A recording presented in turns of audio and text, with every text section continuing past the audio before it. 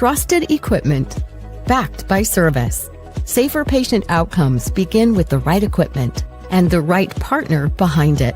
That's why we created the MVP program, our commitment to being your most valuable partner in every procedure.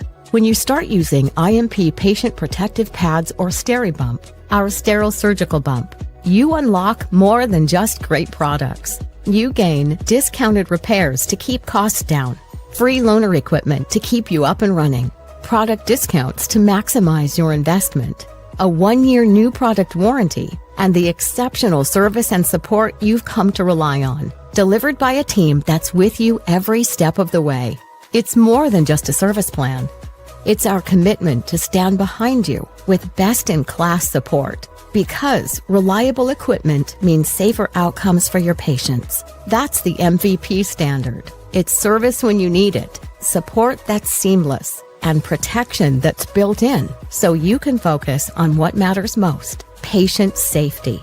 Talk to your IMP representative or visit impmedical.com/MVP to become an MVP today. Because when you invest in IMP, we invest in you.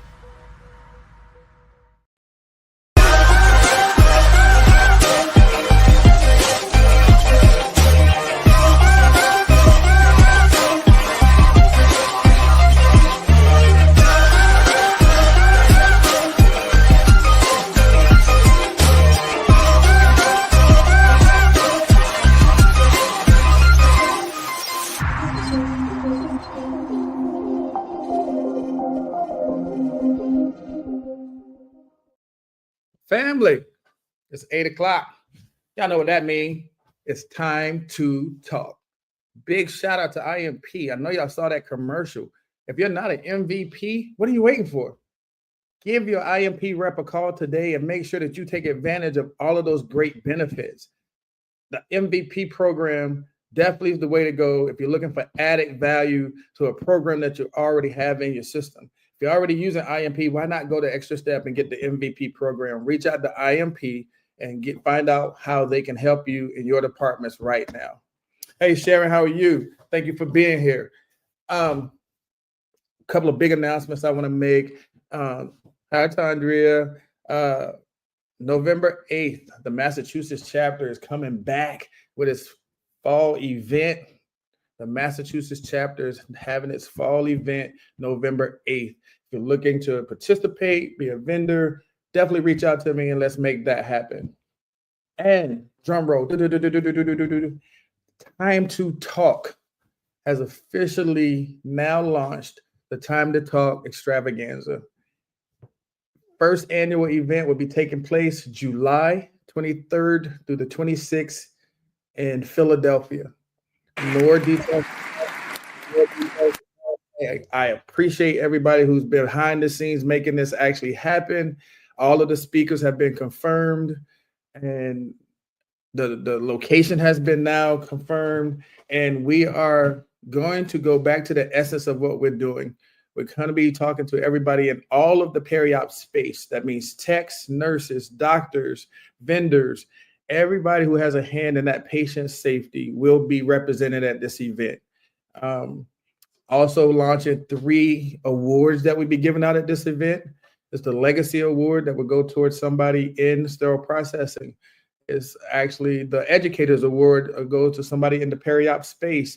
And we're also giving out the Service Award, again, to those people that represent for that patient every single day.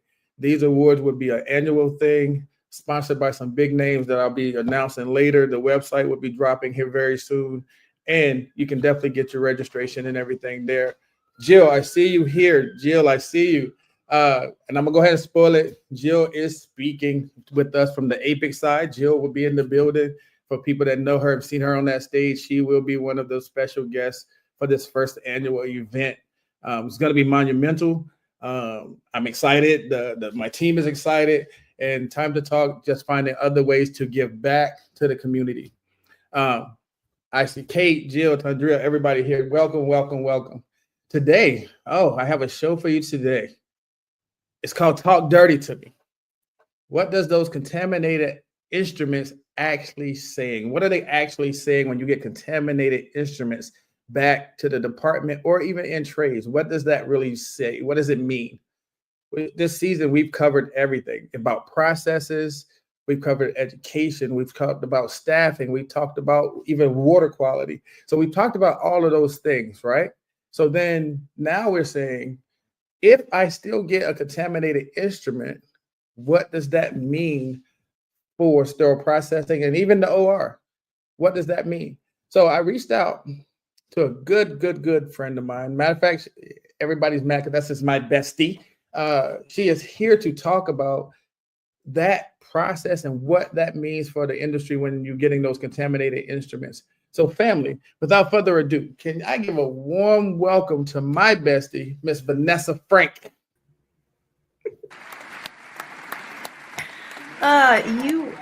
You really know how to hype a girl up. I'm not gonna lie. You're the best in the business at this right here. So I wanted to hear from you and let the people hear from you and ask any questions they may have around this topic.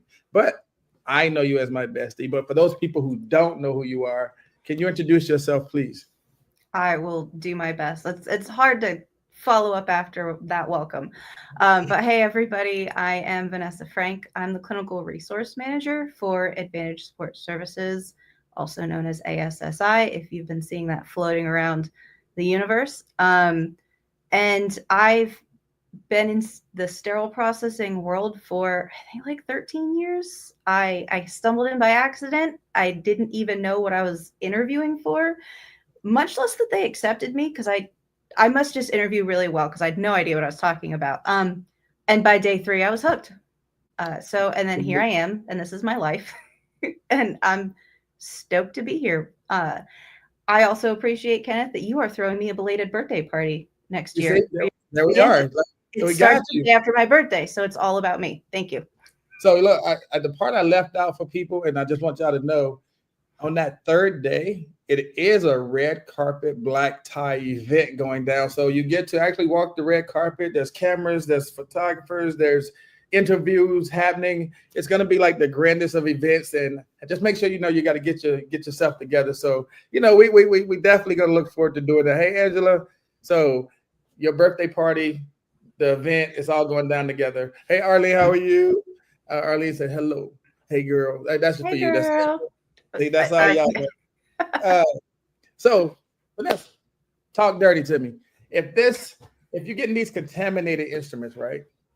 And first of all, what does it mean to you? What does that mean if you see contaminated instruments on a regular basis?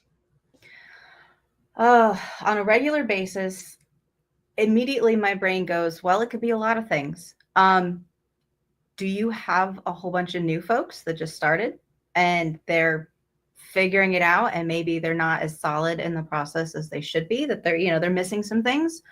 Do you have equipment issues that maybe your washer's not as effective, your ultrasonic's not as effective? Are you ultrasonicing everything that should be ultrasonic? That's a good question, because there's some debate about that. And that's a big one, because I know I've been places where they put everything in an ultrasonic, and you're like, why? But again, if you don't know the correct process, you're doing what people have shown you. So I get where you're saying, like, are we doing the right processes there? Yes. Yep. So go ahead. I'm here. I got you. Hey, Miss Green Golden, how are you? My goodness, I got all the everybody famous here. Folks are tuning in. No pressure. So let me put it more specific. When instruments come back to decontamination with visible soil, what story do you think these instruments? What story do you think those instruments are telling us about the point of use cleaning? Let's start there. Let's start with point of use. Okay, that's a good starting point. Again, my brain immediately thinks of more than just one answer. One is, was there an issue in the OR? I know that routine kind of wiping and flushing happens during a procedure, but was there something? Yes. Benefit of the doubt for our colleagues, just, playing nice in the sandbox. So did something happen at the end of that surgery that just kicked the anthill? unless we get a phone call, we really don't know. Did you have new folks in the OR, or maybe somebody who came from somewhere else and this is the way that they've always done it? Right. An educational opportunity. Maybe just have somebody who doesn't think it's that important. And even if you talk to them, they kind of blow you off. There's, like I said, there's education, there's attitude, there's potential emergency. Regardless, if you are consistently getting things from your OR that there's just bioburden all over the place, you need to keep having that conversation, even though you're repeating yourself. And I'm not one who likes to repeat myself. Ask my children. But you got to do it because it's important. It risks the next patient. So you got a couple of things going on here. I want to get to all of it. Jill says, yes, the point of use, I said this everywhere. So, okay, point of view starts in the OR. It's a metric commonly tied to SPD, but it's truly a KPI for the OR to measure success. That was that one.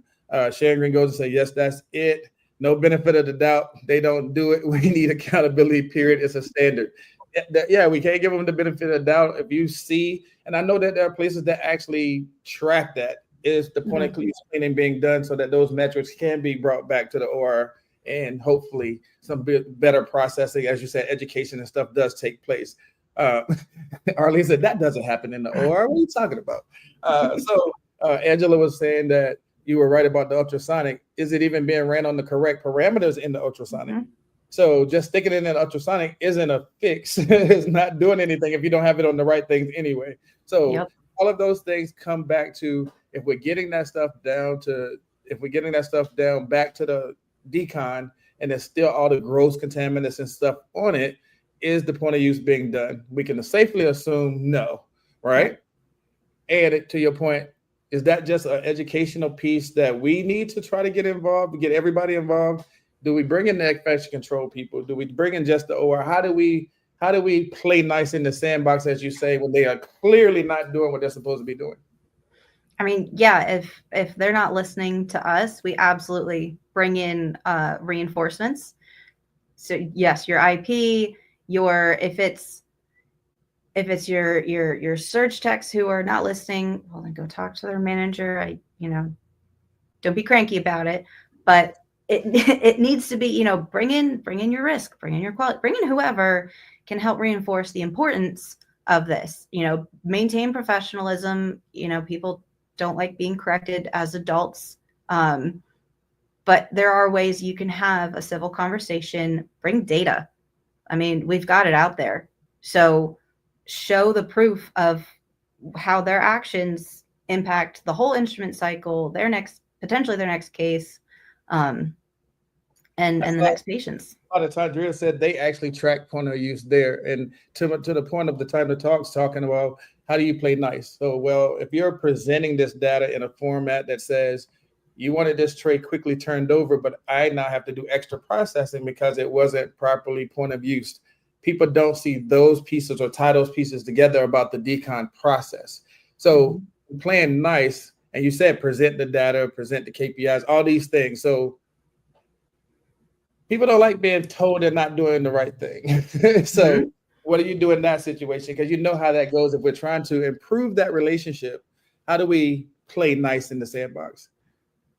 I mean, I feel like it's almost a cliche, but to be that more mature, bring donuts. I mean, it's not a terrible idea. Snacks work. Food works. Oh, yes, snacks, peace offering. But don't turn it into a shouting match or a fist fight in the parking lot after hours. That's not going to help anybody. Right. It is inconvenient. It is difficult. It is frustrating. But if we are leaders, it's expected of us to kind of rise above a situation. It's hard, and you don't always do it because we're people, and people are people, and you can't control the other people. But staying calm, having those rational conversations, making it a consistent thing. Don't just call them and start like, hey, you didn't do this, click. That we need to talk about this. We need to reinforce it. Let's talk about, educate what maybe they don't have the tools they need. Maybe they don't even have their, the pre-clean spray. anywhere near them. They just kind of blinders on, walk past it. Okay, well, let's put it in front of their faces where they're going to be like, oh, that's right. I got to do this. My boss is telling me I got to do this. Just change even it, if, or making sure the tools are there and making sure it's a process thing. So yeah. To that point, what happens when your people, Sharon said, let me give you this one. The hardest part of leading is leading. And there you go. What happens when the people in your department don't see a result immediately, so they stop reporting that stuff?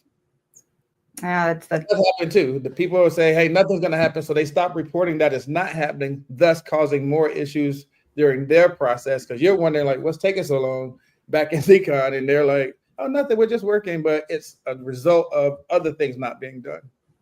Yeah, I mean, that's sit down. It's all about communication. It really is. It's making sure your team, like, yes, I talked to the OR nurse manager yesterday.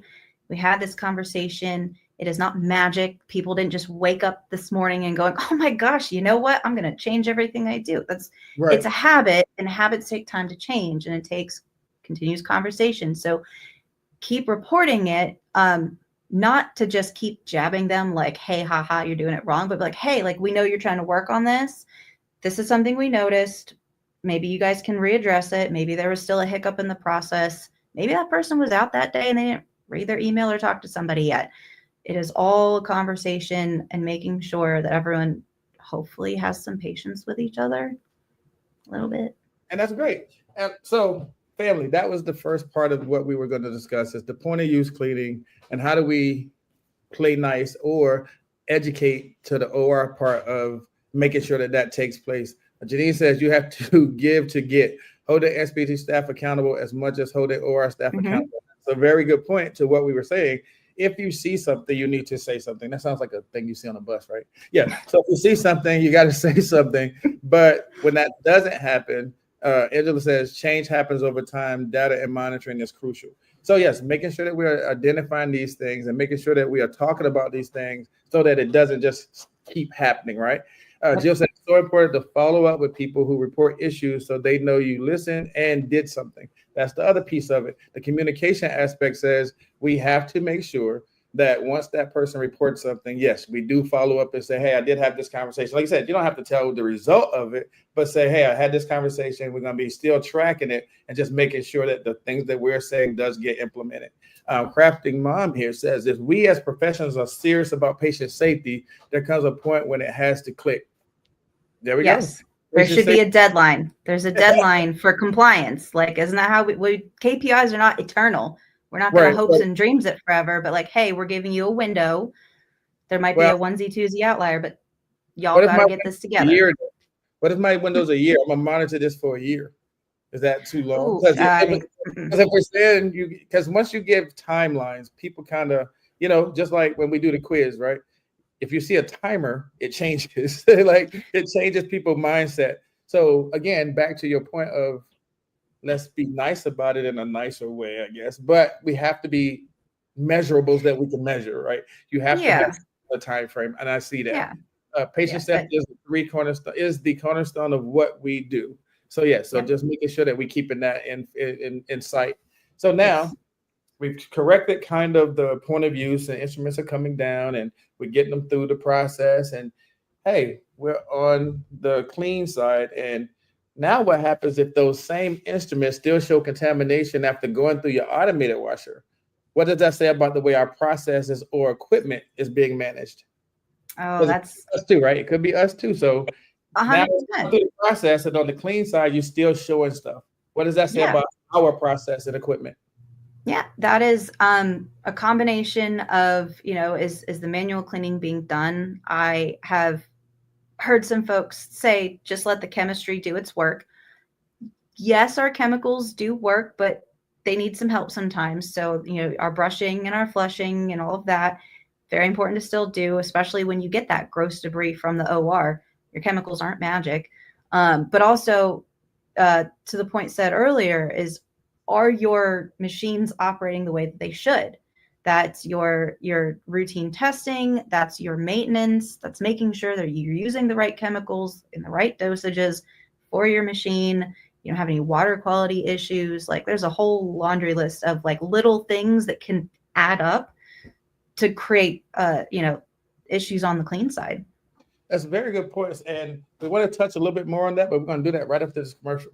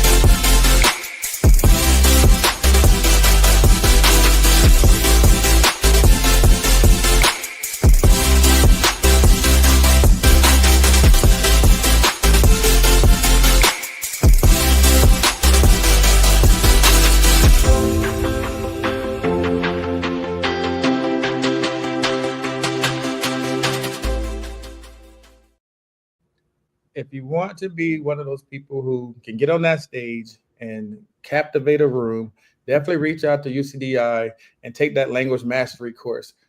It will change the way you approach this business, and the speaking is absolutely marvelous. Reach out to UCDI. Vanessa, right before that commercial, we were talking about our processes and our equipment. You said some key things there where you said maintenance, making sure the right chemicals and dosages. Everybody doesn't monitor that stuff. Everybody's not maintaining their equipment the proper ways. Again, that's back to education and training. Where do we step in to say these things are being done? Is that just not something that happens in regular every day? Or is it just a slip in the crack where, hey, it just goes off the radar? I just want to make sure we're touching on that. But Angela said, and here we are. It always circles back to training and education. Absolutely. Absolutely. Yep. I mean, agreeing, Angela, I'm an educator at heart. But that's my first thought is like, did we talk about this? Did we cover this? Are we reinforcing? But yeah, as far as maintenance of your machines, it's here or there. Some folks do a great job. They're like, hey, the IFU says we got to do this every day, and they do it, and that's great.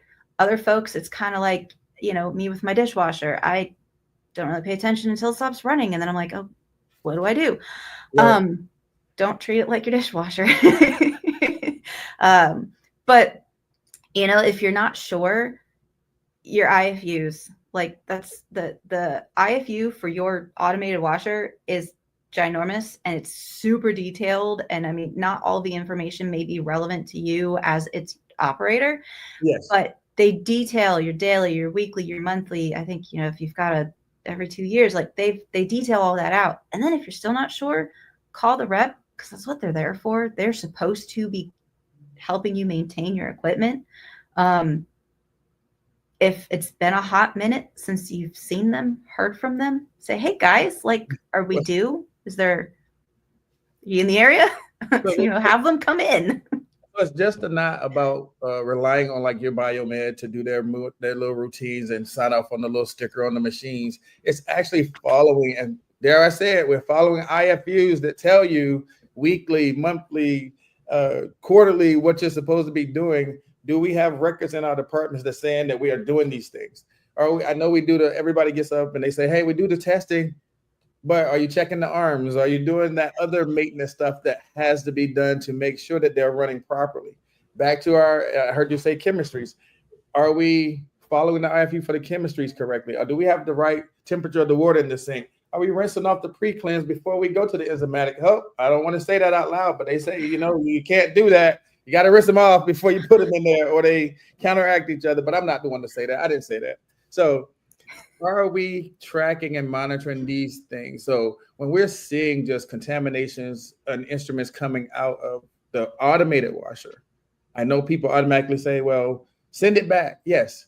But are we questioning why? I think that's the biggest piece of, if you're getting consistent stuff sent back to decon, it can't just be the person's not cleaning, right? It has to be other things happening. Yeah. Yeah. I mean, and it depends too, like what it is, where's your bioburden. If you've got those take apart lap instruments and like the lumens are always kind of cruddy, Yes. they need to be brushed, you know. So if the inside is, yeah, there's nothing's happening inside. And we've all heard borescopes, they're a beautiful tool and you can see all the grossness. But if it's you know just kind of on the surface, you got to check your baskets because the baskets count. You have to clean those too. Sometimes you get like, not to be gross, but we're all family here. The fat globules and the chunks of stuff. It doesn't magic go away. You got to sometimes wipe it off. But yeah, just what is soiled, like where, can tell you a lot of whether it's maybe your person in decon is newer, or maybe they're by themselves and they're slammed and they need another set of hands, or your machine is, you know, not working and one of your arms is stuck and it's not spinning because it's full of the little broken off pieces of your locks. So I know that you said stuff like the cleaning process. So is that the time to say, hey, are you using the correct brushes? Did you hook it up in the sonic for it to have stuff flowing through it? Did you do all those steps? Is those things that you look at in that moment as well? Because maybe somebody just says, I put a brush through it, but you're like, if the brush is too small, then you didn't really do anything. Yeah, I mean, you have kind of that, do you interrupt the flow, especially if it's the heavy period? But at the same time, if you don't address it right then and there, everything after that, you're going to be questioning. You got a second guess. If it doesn't get properly inspected in assembly and it moves on, then we have even bigger problems.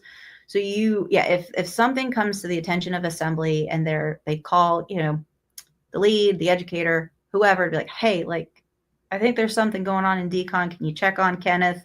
I think he's by himself. He might be overwhelmed. He might have just kind of hodgepodge things just to push things through. Absolutely. Go in and be like, hey, I need like 2 minutes. Can we talk about this? Which brush did you use? Okay. You have to use the one that's a little bigger diameter. Hopefully it's not one of those things that's out of stock. You know, we have supply issues sometimes. So, but yeah, absolutely. I would say have that conversation. Yeah, you got some really good engagement here. So I want to make sure I get it. Arlene says, say it louder. You got it right on head. Angela says it's the responsibility of SPD to follow the preventive maintenance schedules. While biomed and vendors may be doing the work, it's SPD job to make sure that it happens. And very true. I know that when biomed and them coming in, they're just doing their routine checks, but that actual maintenance does need to be documented and something. Absolutely. And Janine comes in and says, records are so important. If there's no documentation, it didn't happen. We have to document throughout all our processes. And I think that is the point that we're trying to make, is that we can say we do all of these things, but then when we ask for the record and it's not there, did you do it? And you have to, we're trying to give them the benefit of the doubt for integrity. But if I don't have a record of it and I can't prove it, I can't prove it. Arlene says, how often are you seeing staff not cleaning borescopes at the places you visit? She's trying to get us. She's trying to get us into all this stuff.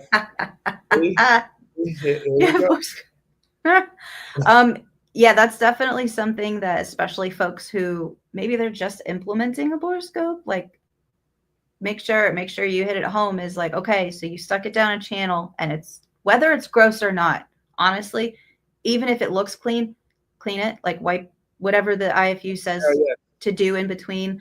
Because you know, it's we're in the business of reducing risk. So do what you got to do to reduce the risk. So to everybody's point, if we're training and educating, I know it's going to be everybody, but who starts that process of, hey, this is how we do ABC. We need to document here. I was somewhere and they didn't have a documentation of leak test in the leak tester. And I was like, I do know this has to happen every time every single time you use it, you're supposed to document this. Oh, we do it, but there was no record of it. So again, if there's no record, did it happen? Back to your point of call everybody, the rep, the vendor, the manufacturer, call everybody, because if it's in the IFU and we need to be doing it, let's get them involved and show us the proper ways to do it, because that's the only way we're going to actually be doing it correctly and make sure that it's actually getting documented. We have to have a record of these in-services, this training, whatever this maintenance is that's being done. We have to make sure that we are following those schedules. So that's where I want to make sure that we're, again, let's go back, let's recap a little bit. Point of use, if we're seeing, a lot of gross stuff come down from the OR, we are having a nice conversation about point of use cleaning. We're playing nice with them and, hey, trying to re-educate, train, whatever the case may be. You can be firm, but be professional. Like, that's what I'm saying, is don't start yelling at each other in the hallway, because then that's when everybody starts. But yes, be firm. Like, this is unacceptable. We need to work towards making it better. Okay, so now we've corrected that. Now we have our cleaning process. We're getting it through the process. It goes out through the washer, do all the things. It comes out on the clean side. You still see contaminants. So now we have to go back and look at, was it the actual process or was it the actual equipment? So you have two different foes there that you have to try to educate and bring people up to speed on. It's got to be one of those two. So where do we start? And then you're looking at all of those processes to make sure it's the same thing, right? So now let me ask this other question. If you find dried blood or tissue at the final assembly, what does that suggest to you about the strength or weakness of the entire cleaning and inspection process? If we've gone through the whole process and now you're at that final quality check and you find dried blood or tissue stuck on instruments, because you can tell clearly that it didn't just come out the washer, it was there. What does that tell you about the overall process? If I pulled a tray off the shelf to check it and there's dried blood and tissue, I'm going to ask if it even hit my decon. Then that's okay, who put this tray here? Where did it come from? Did it get snuck in by somebody who doesn't work in sterile processing and just like, oh, it's fine, or like over here, like, no. That's definitely where you start like trying to back trail that tray, where it came from, who had it last. I mean, if it did go through decon, yeah, you super have, like, you've got a process and your washers maybe didn't even turn on. Depending on how much there's no water. Left. There's no water washer, don't worry about it. I mean, that's to Arlene. Arlene says, if you follow all the rules, you miss all the fun. That's why I said, Arlene, be firm and speak loud. Don't do that. Don't do that. We're going to have her an international incident. Okay. Inspection might not be happening in decon and in prep and pack. Interesting. So what do you think about that? If you're finding dried tissue and blood at the final QC, happening in all these other places. Yeah, that's definitely a very big concern, because everybody should be saying, oh, that's not acceptable, and kicking it. And it needs to be in decon. Whether it's in decon, it should be handled there. If it's an assembly and you see it and you're like, oh no, whole tray back, not just the one dirty instrument, folks, the whole tray. Wait. So you think if I find a dirty instrument, I can't just send that instrument through the window? How do you know that it's the only dirty instrument?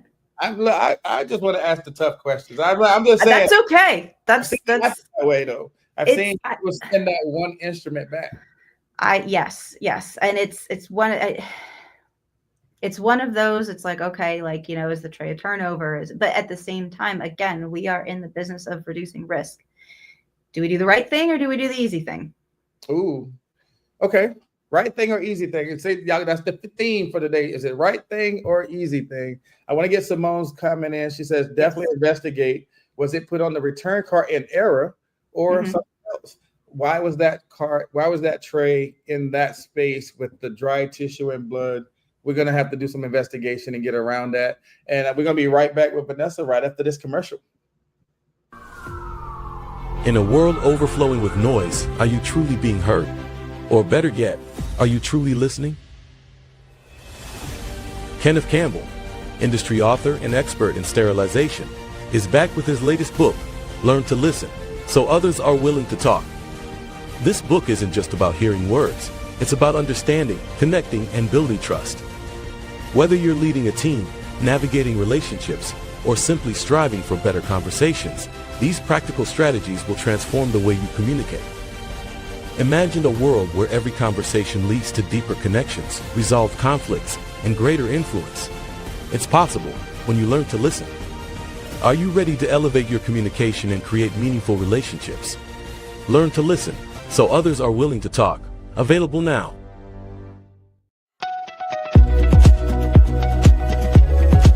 Trusted equipment, backed by service.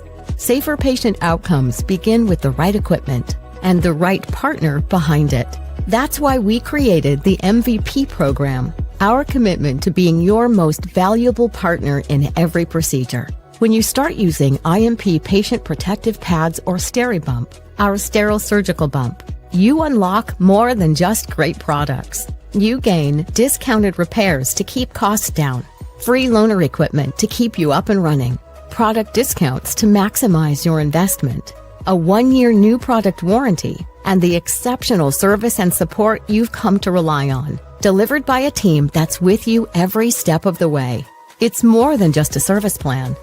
It's our commitment to stand behind you with best-in-class support, because reliable equipment means safer outcomes for your patients. That's the MVP standard. It's service when you need it, support that's seamless, and protection that's built in so you can focus on what matters most, patient safety. Talk to your IMP representative or visit impmedical.com/MVP to become an MVP today. Because when you invest in IMP, we invest in you. Do you have your most valuable partner? That's what I'm saying to you right now. Do you have your most valuable partner? If not, definitely reach out to IMP and see what they can bring to your facility with the services that they're offering. Make sure you reach out to IMP for the most valuable partner. And on the other side of that, I need to meet this Kenneth Campbell guy, because I saw that book up there and I want to know who he is. I got to shake his hand and get an autograph. Learn to listen so others are willing to talk. Make sure you get your copy wherever you get your books from. All right, we're here with Vanessa Frank, and we've been talking about what contaminated instruments are really saying. And it's seeming like we're scoping all the way from the point of use to the process to our equipment and all in between. So we're touching on all facets of what that looks like, and the engagement's been good. I think I got a lot of stuff to talk about here, Vanessa. It says, Jake says, it's all good. It's all good. Go back. So it could have contaminated others. So yes, not just the one item that you found in your hand at that moment. Everything needs to go back to decon, send the whole tray back. Angela said, I've had great response with asking them for help. I need your help coming up with a way to eliminate this issue. What do you think will help? Again, engaging with your vendors, engaging with those partners to say, hey, this has been an issue. What can we do to make sure this doesn't happen? Simone, check your process when it comes to reps and vendors coming onto the floor. Trays was open in the room, was the patient in the room, trays dropped off from another part of the hospital campus.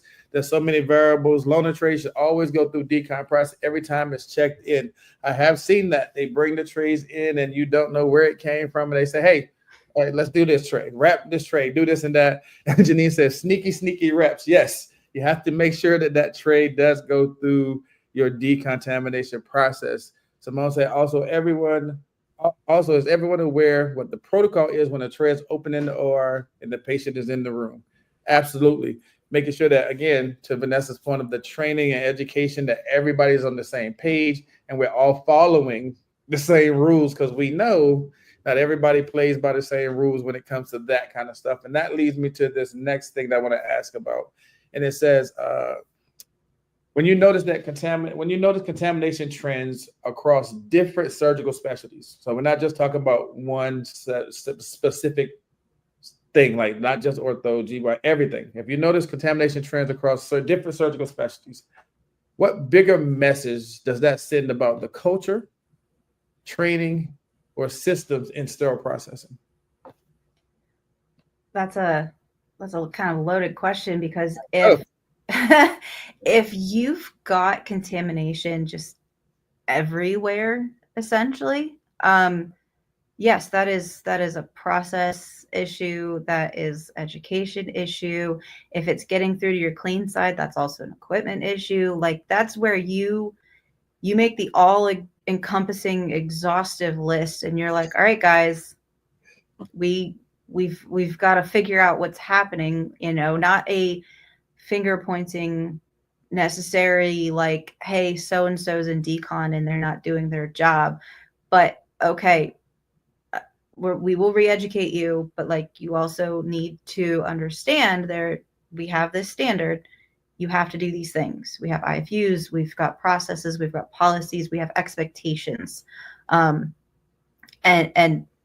everybody involved in the instrument cycle needs to be aware of everything that they're supposed to be doing, from your OR colleagues to your SPS to your vendor reps, who, some of them are sneaky. I do agree. Some of them are sneaky. Some of them are cool.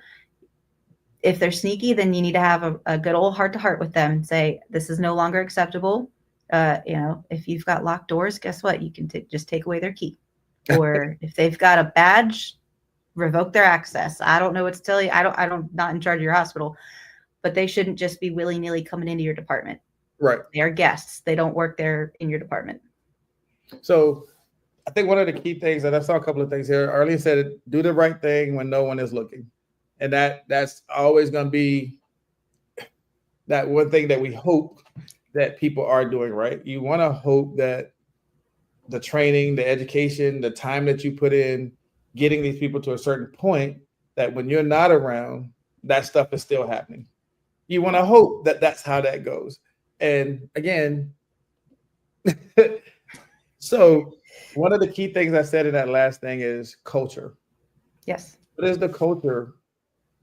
How does culture play an effect on that processes? Yeah, culture is a big thing, and it's really, really difficult to change if you are the solo voice shouting into the void. A lot of times, and not necessarily everybody, but a lot of times you've got the folks who've been there forever and ever, and they're set in their ways, and they have their own kind of mentality, attitude, whatever. And then you've got the bright-eyed newer folks who maybe they just got out of school and they're like, I'm super stoked, I'm getting my 400 hours and blah, blah, blah. They come in, and then that excitement meets up against this is the way we've always done it mentality. And it's hard to overcome that. But that's where, again, throwing that in as leaders, it's part of the gig, is working to somebody said something about asking for help on how to solve things. That's actually a really great way to start trying to change your culture. Because if you've got the folks who've always done it this one certain way, and you're like, we have to change this process, maybe it's a legal thing, whatever, go to them and be like, hey, you've been doing this longer than I've been alive. How can we solve this? How can we come into compliance in a way that would really like get that buy-in to help with that culture? Because I got one. What about that's why I keep a brush on the clean side. That's why they invented bore scopes. But that's one of those cultural fixes that people can't live without their brushes on clean side. I had Jesse on here not too long ago, and he talked about spraying everything with alcohol, because that's just routinely how everything has been done. Is alcohol helping you clean anything? What is it? You know what I'm saying? So getting into all of those nuances of that's the process. How do we change that culture? And is training, education. There you go again, Angela. I said it. The training and education is all circling back. Simone says definitely following the steps, training, coaching, but also accountability, however that may look. Verbal warning, written warning, like you mentioned, take away access from folks, but also assessing, is this a staffing issue? Ooh, we haven't even touched on that one yet. The staffing issue, staff short or lack of planning your coverage can truly hinder the success of your department. And then that's part of that process and culture, right? If you don't even have enough staff to get through a normal shift, but they still want everything turned over, all the cases are still coming to decon, and now you have 8 carts in decon, and the person back there is like, hey, I got to get this stuff out, and they're just getting it through. Is that a problem? Can that be a potential why we're seeing some of the trends that we're seeing with the contaminations? Oh, 100%. like you said, you've got that short staff and you've got that one person maybe who's just barely holding on. They've been in decon for 6 hours without a bathroom or a water break, and they're starving to death because they didn't eat breakfast. Yeah, they're gonna start, like, they're gonna be exhausted. You start getting that brain fog. We all know decon is not a really great environment to be really active in. We all sweat to death and partially die a little in our PPE. So having enough people 100% can be something that helps with your bioburden rates. Sharon said brain fog is real. So when you're back there, it does happen. I saw another user say to the contamination trends and stuff, is it a trend with a certain person in decon? Are we tracking that kind of stuff? Does this only happen when Bob is in decon? Never when Robert's back there. It's sometime when Susie's back there. Are we tracking who's back there? Is that part of the bigger picture as well? So just making sure we're following those type of things too. So when we're tracing and tracking back, making sure that we're looking at, like you said, looking at everything from the right water temperature to chemistries to equipment to personnel, OR/SPD. Where do we draw the line and say this is a total issue that we have going on here? I want to make sure that we are all in that process together. You said something earlier, and we talked about it a little bit about the borescopes and things like that, but I want to talk about a different scope real quick. Not even different scope. Let's talk about biofilm. When biofilm is found, whether it be on a scope or another kind of complex instrument, what does that tell you about the manual cleaning steps that we're carrying out? Manual cleaning was probably not done to the level it should have been done. I say that because I think, most of us know bioburden is basically a bacterial fortress. Right. And it needs to be physically, removed. Now, mind you, if you've got damaged instruments with cracks and crevices that you're not going to get it all out probably. But if it's just a solid, you've got a real nice solid instrument, there's no pitting, there's no cracks, and there's biofilm, then there needs to be a little more attention paid to, especially those flexible endoscopes, because we all know those are just harbingers of doom for bacteria at times. Right. So making sure, I know there's one IFU that has you do the brushing and the flushing and the suctioning, and then it has you do it all again, and then all again. It's tedious, right, annoying, but it comes back to that doing what you're supposed to do. You got a lot of good engagement here. It says somebody agreed with Sharon and said that people can go on autopilot when they get into their routine. They just know that this is what they're supposed to be doing. So that 5 minute soak that you may think was 5 minutes to you because you do it so much may have been one. You may not have soaked it at all, just thinking that you're doing these steps and getting it through. Simone says, then again, the volume of surgeries, meaning some services may book more cases and you may not have the inventory to cover, resulting in higher quick turns, which means you're skipping steps.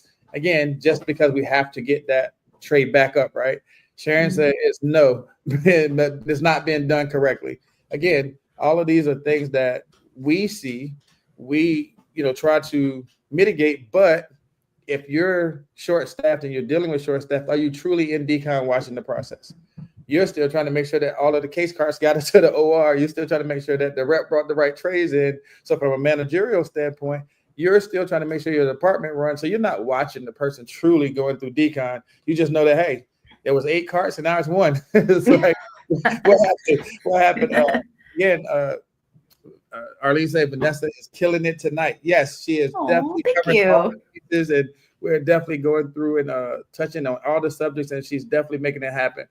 Simone, biofilm, it takes time to occur, not just that one time. That's what I was going to ask you for people, and definitely family, forgive me because I'm not insulting anybody's intelligence, but Vanessa, just touch on biofilm versus bioburden real quick, because I think just when we say that biofilm was found there, and to her point, it takes time for biofilm to be there. So what does that actually mean? Yes. So your bioburden is, like we were talking about, it's those little like fresh, fresh residue that comes off fairly quickly, easily, whether you're wiping it or you're brushing it, and it's removed. Your biofilm is when you've got that one person in decon and there's 8 carts backed up, and that 8th cart wasn't pre-cleaned, and it sits for like 3 hours, and it just, your bacteria just multiply and multiply, and they're like, hey, this is a great place to live. Let's build a castle. And then you're that one person, you finally get to the 8th cart, you are brain fogged and starving, and you're about to pee your pants, and you're like, I just got to get through. And it gets through. Well, it doesn't get cleaned off. And then it goes through the washer, and maybe your washer, doesn't get it off because maybe your washer's funky. And then it goes through your autoclave, and guess what? Now it's cooked, and then it goes back to the OR, and it just piles on and piles on and piles on, leaving just a festering breeding ground waiting to infect one of these poor folks that we're trying to take care of. So to her point, like just making sure that we are trying to address the carts in a timely fashion. Let me get Sharon's comment first. Hopefully you have team members who understand the importance of doing it right, not fast. And that is where that manual cleaning does come into play. It's not a race. Even if it's a quick turnover, it's still not a race. And I tell people this all the time. Everybody by now knows I work for Turbot or whatever. But what I say is, even though you're working and you're trying to do more efficiency in the department, decon doesn't change the process. Your decon process still should be your decon process, which means you're not skipping steps. Yes, we can save you time on the clean side with efficiency and all that kind of stuff. But if you put it into something dirty, it's still dirty. Yeah. Like, so one of our points of another show we did is clean, sterile. I mean, it's dirty, sterile. Just making sure that you're doing the process right from the beginning. Sharon says you should not process broken instruments for reuse, only for repair. I hope everybody hears that. You should not be reprocessing broken instruments for reuse, only to be sent out for repair. Yes. Because I know that those are the comments come up where, hey, that's the only one we had, put it back in the tray. Nobody complained about it, put it back in the tray. That happens, right? But you as the professional should be pulling those instruments out. So if you, as you say, you see pitting, you see cracks, you see any of that stuff, you should be pulling those instruments out. You can't reprocess that type of stuff because you can't even be sure that it's really clean. I saw my guy Ebo is in the building. Ebo says, oh boy, everything to determine whether it's the process or a person opportunity. We just can't just jump to Susie A, always sitting in dirty items. Again, back to tracking the process, back to tracking equipment, maintenance was done. Are we using the right chemicals? It all goes back to what we were saying. Do we have solid processes in place to make sure that what we're doing is the right thing? Janine says that biofilm is what you soak, you scrub, and try rust remover, ultrasonic, rinse, and praying the washer gets it off. Yes, that is actually what you're doing. You're doing all of those things and hoping that we can get it off. But again, why do we have, and again, not throwing shade at nobody in particular, nothing. Why do we have 8 carts backed up in one person? It is staffing at that point. So we're looking at all of these different things to say, if you have dirty instruments coming through your decontamination area, there has to be something that's happening. We don't know what it is, but we can do the investigation to try to find out where is that opportunity for improvement going to be. Where are we going to find that opportunity? Simone says, we recently had to explain to the OR that quick turns still go through the whole process. The difference is that it's a priority tray for that day, not just that day is priority. So we'll get it to the front of the line, but the process still remains the same. And I don't think they understand that, because that's probably why you're not getting that pre-cleanse. That's probably why you're not getting that stuff done, because, hey, we got to get this down to decon so they can get it back up for the next case. The doctor's going right after this. Yeah. Make sure everybody, real quick, the link is in the comments. It's there. If you're not on your phone and you want the QR code, get your phone together, because it's going to be coming up here shortly. You're going to see the QR code for tonight's quiz. Make sure you are getting these CEUs. It's an added value that we've been afforded the opportunity to give to you. So each show now has a CEU. Let's make sure that we do it. I know you have to remove the comments so they can see the whole QR code, and we're going to do that just to make sure y'all have that. But definitely the link is in the other link is in the comments. Make sure you see that as well. Make sure you get that as well. So if you're not on your phone, here's the QR code. If you are on your phone, the link is in the comments. Vanessa, as I always do around this time, I want to just talk about, I want you to give insight or supportive words to that new person in sterile processing who is questioning everything because it's not the stuff they read in the book. Oh boy. Yeah. They read in the book, trying to figure out, hey, this is not what I'm supposed to be doing, but this is what they're showing me. What words of encouragement can you give to that person? To that person who's questioning, your department is not the only sterile processing community available to you. So don't feel like you're the only person questioning, if this is the way we've always done it, and it's not the way it should be done. Like, you're not alone. Please, you got a big wide world of us folks out here. Call Kenneth. He knows everybody. But also, if it's hard for a new person to necessarily question folks that have been there for a while, and they're like, no, you don't know what you're doing. You're new. But it is important to for them to have that voice and to say, like, no, but for real, here I'm showing you. So please tell me why this is not the way it's happening. Like, try get their logic, and then be like, okay, you're gesturing at me. No, I know Ebo's trying to start stuff, and I know we don't have enough time to do this, but I'm gonna say it just because he said it, and he knows it's a prior show that we've done, and he said, "Does cleaning and decontamination really matter?"